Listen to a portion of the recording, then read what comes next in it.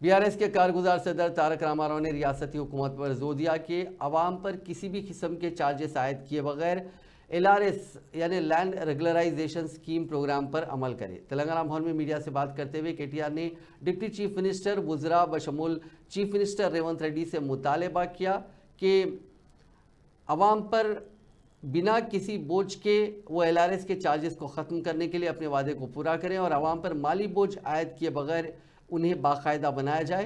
KTR ने Congress कायदीन बशमूल deputy chief minister भट्टी विक्रमार्का पर तनकीद की, जिन्होंने कभी बीआरएल चार्जेस की मुखालिफत करते हुए इल्ज़ाम लगाया था कि इस प्रोग्राम पर अमल आवरी का मकसद रियासत में रहने वालों की जेबों से रकम निकालना है। उन्होंने तशवीश का इजहार करते हुए कहा कि रियासती हुकूमत 31 मार्च से पहले बीआरएस फीस अदा करने के लिए रास्त फ़ोन कॉल्स के जरिए दरख्वास्त गुजारों पर दबाव डाल रही है।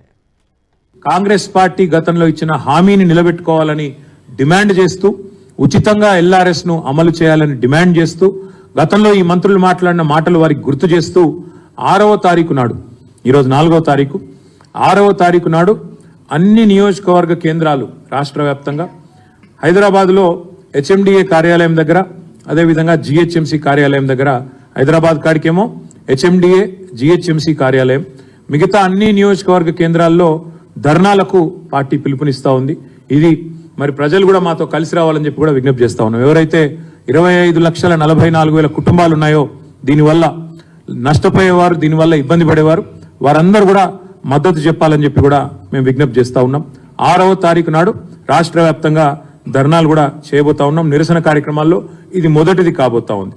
తదనంతరం జిల్లా కేంద్రాల్లో కూడా మరి జిల్లా కలెక్టర్లను కలవడం, అదేవిధంగా రెవెన్యూ ఆర్డీఓ గారు కలెక్టర్లు అక్కడ కలెక్టర్లు లేని చోట ఆర్డీఓలు ఉన్న అక్కడ ఆర్డీఓలను కూడా కలిసి మా పార్టీ తరఫున బాధితుల తరఫున వినతి పత్రాలు కూడా అందజేస్తాం। తప్పకుండా మా పార్టీ తరఫున న్యాయ పోరాటం కూడా చేస్తాం ఈ విషయంలో అని చెప్పి కూడా నేను విజ్ఞప్తి చేస్తా ఉన్నా। గతంలో మరి పిల్లేసి